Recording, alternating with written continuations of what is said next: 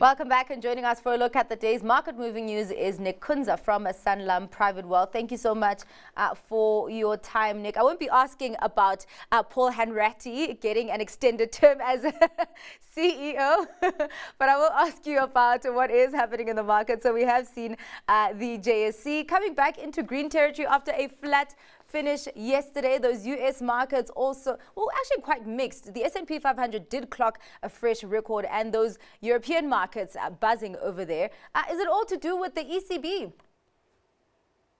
Yeah, evenings in RT. Yeah, a little bit ECB. I mean, central banks as a whole. I mean, we spoke off air. Bank of Canada yesterday, sort of the first G7 central bank to cut yesterday ahead of the Fed. And then obviously ECB today. I mean, widely expected, obviously, a quarter-point cut. But then it does put the Fed in play. The Fed is, in previous times when the Bank of Canada and ECB have raised rates ahead of the Fed has followed. So let's hope they follow suit. So, yeah, a lot going on to that interest rate cycle, and obviously a bit of a weaker dollar, which certainly helped some of the miners, certainly in London and locally as well. Well, are markets actually expecting, because you're talking about the Fed now, that all eyes will be on them, and of course you did have at least two prints this week that suggest a weakening in that US labor market. Do you think that we could kind of see the same trend in those payrolls tomorrow? I think so. I mean, if you look at maybe a little bit more of the closer leading indicators, some of the data prints that come out are a little bit backward looking, but the ISM manufacturing numbers have been telling a very different story. Chicago ISM down about 5 months in a row, well under 50. That clearly the world is slowing, and I guess the risk, if I was the Fed, is to not be too late in cutting. They're only going to meet in September.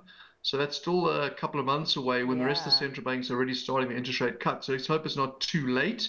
But I do think globally we've certainly seen the top of the interest rate cycle for now. All right. Well, let's get on to company news from the JSE. Let's start off with the MultiChoice. They released a year-end trading statement on that front, seeming that things are worse. So headline earnings per share expected, that loss expected to widen. But even from a core headline earnings per share position, that's expected to swing from a profit to a loss. I was actually looking at the market reaction, quite muted. Is that signaling that maybe this is just not a surprise?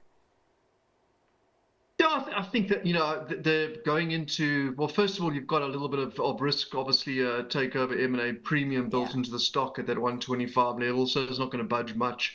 But, they have guided. There have been a lot of investors saying this deal is going to help them out. It has been a very tough trading environment in the sort of satellite and cable dish business. But it was very poor. I mean, I think we had pencil in about 18 or 20% drop in EPS, and they came in double that. So, needless to say, it is giving shareholders a little bit of a something to think about ahead of this deal, because those numbers were very poor. Yeah, all right. Well, talking about poor as well, SPAR, they released an update, I think at 4:45 today, an interim trading statement. From continuing operations, they said that they expect a HEPS reduction of as much as 13%. I did see the last time I checked that share price slumping by almost 6%. Is this frustration, Nick? I think, often, Zanati, when companies sort of get on the wrong side of things, it just capitulates. They've had issues with that SAP deal trying to integrate. That's been big problems with them. They've had issues with disgruntled franchisees. That's made the front page news. When it rains, it pours, right? And I just think there's a lot of it's in a tough business environment, and needless to say, a lot of that impairment coming from their Poland business.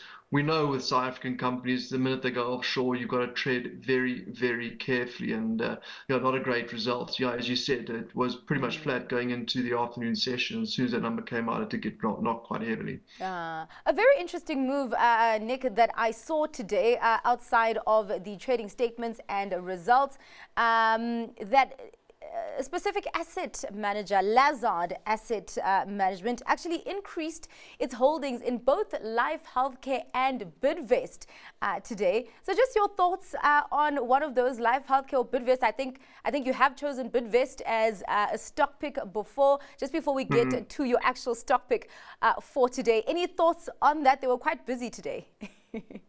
They were busy today. I mean, obviously, my feelings on Bidvest, a fantastic business. Life Healthcare, sure. If I was the Lazard brothers, that is a brave call. As a foreign investor, no growth, NHI coming weaker and diving into the hospital business. They're far braver than we are, though I would tell you that certainly that sector is very cheap. So maybe they're seeing value like a lot of the sector is. I mean, there's single-digit PEs in that sector. Yeah, and indeed it's been a very unloved sector. And actually for the past few weeks, I've actually been getting a number of investment professionals saying, you know what, let me nibble a little bit here. So maybe too cheap to pass up, but we'll see how developments go in terms of NHI in, I guess, maybe the next few weeks, next few years. Who knows? Let's get to your stock pick for today. Nick, what will it be?